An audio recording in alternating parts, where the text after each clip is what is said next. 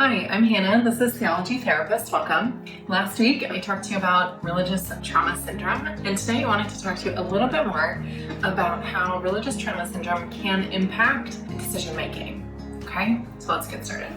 Religious trauma syndrome is a cluster of symptoms that can develop over time after belonging to a toxic, fundamentalist, or cultish religious community. We talked last week about how it can impact lots of different areas of functioning, and one of those areas is decision making. Today, I've got a lot of text stuff coming at you, so take it in stride. It's gonna be fine, but I wanted to give you some explicit examples of what I'm talking about. Okay, so here we go. We're talking about decision making today. Religion often teaches followers to seek confirmation for something or decision that they're making outside of oneself, either through prayer or through seeking confirmation or consultation from elders, leaders, or the community at large. First, going to talk to you about the Quaker practice here. And the Quaker practice of discernment has a lot of really positive benefits to it. We'll get to that another day. Because today we're talking about religious trauma syndrome and its negative impact on decision making. So I don't know if you've ever heard about, or if you know much about the Quakers and a clearing committee or a clearness committee.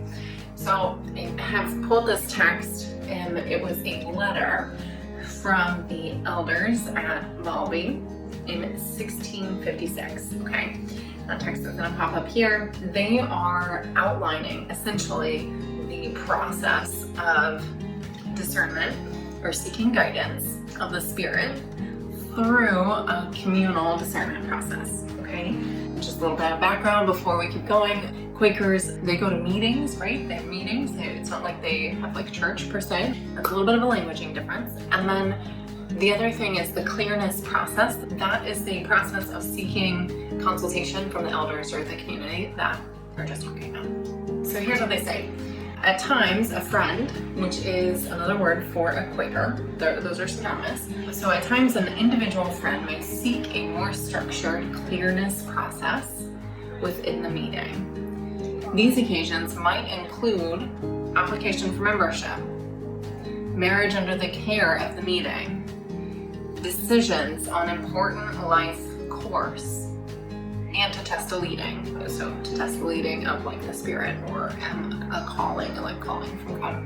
For friends, a leading, so here we're going to talk about that. A leading is a persistent thought or idea believed to be a call from the Spirit that compels one to action.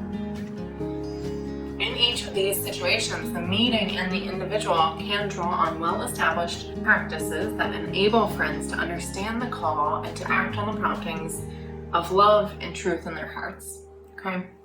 There are admittedly lots of really positive aspects to this clearness committee within the Quaker tradition. But here, we're just giving an example of how when in religious environments, right, in religious communities, we're taught, there is often a common theme of bringing something to the community and seeking confirmation, validations, kind of putting that up against the community. The second example is from the Quran. It is 9 verse 122. And it says, nor should the believers all go forth together as if off to war. If a contingent from every expedition remained behind, they could devote themselves to studies in religion and admonish the people when they return to them, that thus they may learn to guard themselves against evil. Right, so here we have, Bedouin people. That's who this was referring to, Bedouin people, and there are times where the community might need to separate to go off to war. Not everyone would do that. There would be groups within the community that would stay, that would continue religious instruction, right? And the idea behind that was so that whenever these people come back, they can receive religious instruction from people who stayed, so that, as it says, they can learn to guard themselves against evil, or so that they can learn the difference really between like the ways of the world and then the ways of God, right? Or the religious community. So here we have just a couple of examples of how In religious communities, there are often processes of instruction, sort of consultation, validation, right, to take the temperature, basically, of whether or not we're on the right course. So then we first have this kind of like reality that exists where even for small decisions in your life, whether they're little things, they're about how you engage with your neighbor, or, truth telling, or, these sort of small, mundane, everyday life things. There is a process within religious communities of kind of holding that up and determining, like a litmus test, how well am I doing, right? And then for the bigger, grander scale life events, whether it's about joining the community, maybe we saw that in the Quaker text about an application for membership into the community, whether it's about joining the community through like faith reasons, through marriage. So we have these big life happenings. And often in these circumstances, there are built-in processes within these religious communities to make sure that we are doing this in the right way, that we're doing this in a way that is in adherence with whatever the community says is the right way of doing or being. Then, religions often teach to mistrust or reject one's intuition or bodily experiences. So this reference comes from, this is a reference that Christianity and Judaism share, and it's this text from the Psalms. It's a book of poetry, Psalm 146, and there are a few verses here that say, "Do not put your trust in princes, in mortal men who cannot save. When their spirit departs, they return to the ground. On that very day, their plans come to nothing. The maker of heaven and earth, the sea and everything in them, the Lord, who remains faithful forever." Right, so here we have a really explicit setup of this dualism, the kind of Aristotelian dualism that was adopted in Christianity. It teaches the separation of body and spirit, and that the spirit body is good and the physical body is bad. So we have this communal acceptance, all of the community participating in these practices of communal judgment, if you will, communal intuition. And that works when we're not talking about these fundamentalist, cultish, toxic religious communities. So that works then. But when we have these more toxic religious communities, right, where it is about safeguarding and saving these things, protecting them from outside threats at any cost. When we have a communal acceptance of impaired judgment, right, that any decision that we make is potentially a bad decision, then when we have this communal acceptance of that, what it does is it reinforces the belief that one isn't able to make positive decisions or choices for yourself. And I think one of the most important things here to talk about with decision making is that there's this sort of like idea, there's this stream of thought, or this undercurrent really. It's this sort of unspoken thing that no matter how hard you're trying, you're always failing. And in Christianity, this is the sin narrative. This is original sin. In Catholicism, and that, you hear people say of like the Catholic guilt. This is that. It's the idea as well, not only present in Christianity, right? We have also in Judaism, we have this idea of like not being a good enough Jew. I have worked with clients who are working out for themselves what Jewishness means to them and finding the assumption that they're not following Torah or the Talmud as they should, right? So that idea of not being good enough, fighting the belief that you're already failing, already behind. No matter how hard you're trying, you can't actually ever keep Torah or the law, or you can't actually ever do all of the, live this sort of perfect spirit-filled life, right? And so then what? Then what do we do? And there's this story in the Christian New Testament about sheep and goats. And I think it's really important for understanding the mentality in these communities, in this culture, culture, if you were raised in this environment, and how this is disseminated, how this is perpetuated, right? So there's this story that Matthew writes about. We're going to call him Matthew, and he writes about it, and it's this parable of Jesus. And it essentially says that there's going to come a time, there's going to come a day at the end of days, right, when God is going to separate. They call the sheep and the goats. To the sheep, he's going to say, welcome into paradise. When you saw me when I was homeless, and you took me in, you saw me when I was hungry, and you gave me food, and you saw me when I was sick, and you cared for me, kind of welcome into paradise, right? And they're going to say, but God, Lord, when did we ever see you in those ways? When did that ever happen? He said, well, anytime you saw anyone in these circumstances and you did something for them, you helped them, you were doing that for me. That was me. Likewise with the goats, right? So we go over to the goats, and he said, depart from me. I never want to see you. You never gave me food, you never gave me shelter, you never cared for me when I was sick. And so now you're going to essentially go into a sort of eternal damnation. It's very like fire and brimstone-y, and really quite scary if we were going to take that literally. And the goats are like, shoot, we never saw that. We never saw you. It would have helped if we saw you, right? And then in this parable, God is saying, when you saw the people in these circumstances and you didn't help them, you were not helping me, right? So we have this dichotomy that's introduced here. We have this tension that's introduced of saying that even the decisions that you make and the ones that you thought you were doing it, right? Like you thought that you were living your most godly life and going about it, and it didn't work. I think the scary part of this parable is not that the people, the goats were bad. They weren't bad, but that they were sort of held up to the standard. They were expected to know something they didn't know. They interpreted poorly, right? They missed the mark. They didn't get it. And because of that, they were then forever separated from God. And in this parable, and I remember even growing up and hearing this story talked a lot about, to instill fear, right? And to say that you think that you're doing it well, and you think you're doing it right, but just wait, you might be a goat. You might be a goat.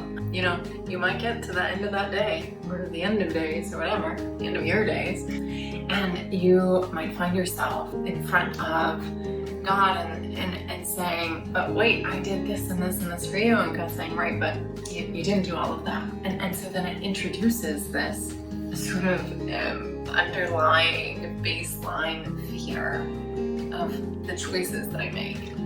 They have eternal consequences, and that even if I think that I'm choosing right, even if I think I'm choosing well, I may not be, right? And so I think that that's sort of how this gets established, this type of rhetoric and this type of mentality, right? And that's the type of fear and guilt that is used, right? Like using religious text that's used to motivate someone into right way of living, right?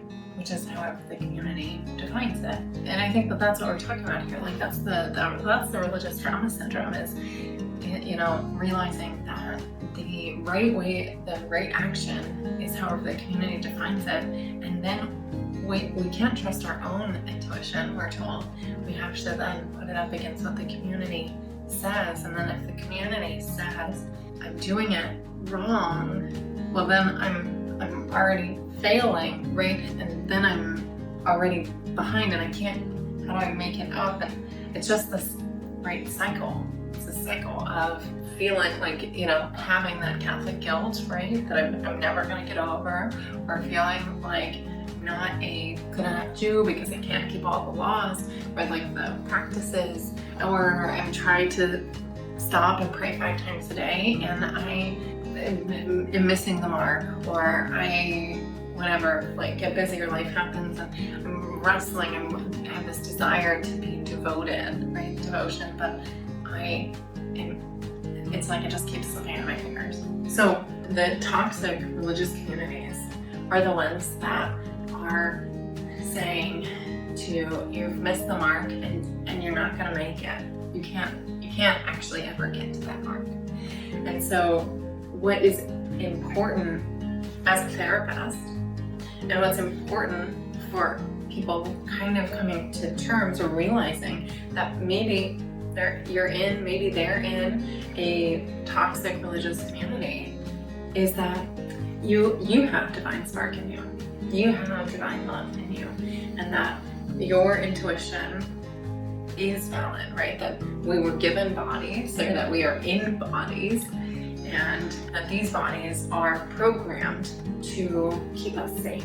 And that's coming back to last week, right? And we were talking about how religious trauma symptoms can look similar to PTSD, right? These bodies were trained to keep us safe. And so when there's this threat, our bodies are going to alert us of that. And then if it keeps alerting us of that, it becomes chronic. And so then we may actually not be able to tell anymore. We may not be able to tell a difference. So that's the danger, right? So as therapists, I want to work with folks to identify, this threat response. We want to identify our innate ability to make decisions. And this story in Matthew shows us that a lot of the messaging in these religious communities is that there are grave decisions there are grave consequences for small decisions, and decisions that you may not even be aware of. So I want to tell you a little bit about myself. So I am terrible at making decisions. Well, to be more precise, I am terrible at making small, benign decisions that don't matter at all. What do I want for dinner? Organic or not organic? Blue or red? The list goes on. These kinds of decisions make me crazy, and I am incapable of making them. Sometimes this still happens, but I would go to the grocery store and I'd have a full-on identity crisis because of the amount of choices that I would go and I would have to make. That's why I love Trader Joe's so much, is because literally it was 2 choices. Do I want organic peanut butter? Not organic peanut butter, or organic bananas, not organic bananas. That's what I need. I can't have too many choices.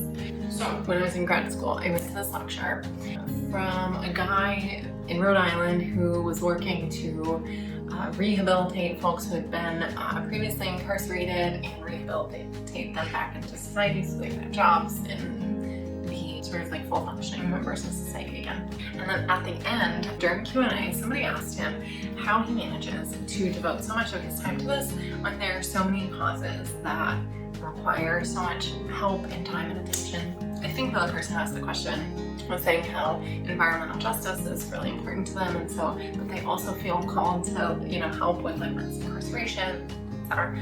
Setting the stage here, right, so you can see it.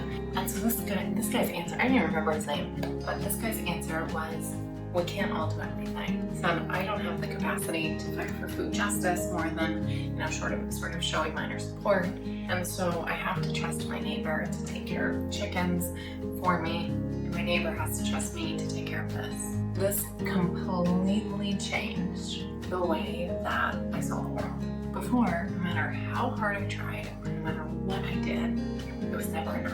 And the decisions that I made implicitly or explicitly actively worked against me. Now I was free to choose, but the voice of internal consequences and damnation in my head, all because I didn't choose the organics. I tell this story because I think it's so important when it comes to decision making and when it comes to matters that are important, right? My red and blue and my, do I want olives or mushrooms? Those things don't actually matter, which is why I can't decide. But with the decisions that do matter, and with the decisions that do make a difference, we as humans, we have a limited capacity. And I think that if we can take a communal view of this, I'm carving out this as my space. I'm giving my all into this space. And I have to trust my neighbor, I have to trust you, that you are carving out your space and you are doing and giving all you can. trusting or learning how to make decisions and trusting our own ability to make decisions comes with the knowledge that we can make good decisions for ourselves without fear of eternal separation from God or the community. So part of this guy's answer was an exhortation to the community. And that's what I think is so beautiful about it, is that the fear that we've been talking about that's instilled and motivating that inability to make decisions is about separation from God and from community, where this guy is saying that is actually the place where I can give myself to something. I can trust myself to make decisions because I am also leaning into the community. If you've experienced anything like this, it can be so isolating because all of this is about decision making. All of this is telling you that you can't make good decisions. And so it might be scary to actually name for the first time that you can, or that you know that that's a mindset that you've been operating under, but you know it's not right anymore. And so even reaching out when it's still happening is really difficult. So I encourage you that if you need support, to reach out to a therapist in your area or a clergy member if they're a safe person for you to talk with about this and to process through some of this. If you're a resident of Massachusetts and you would like to schedule an initial consult, you can find the link for that in the description. I hope you are well, and I'll see you next week.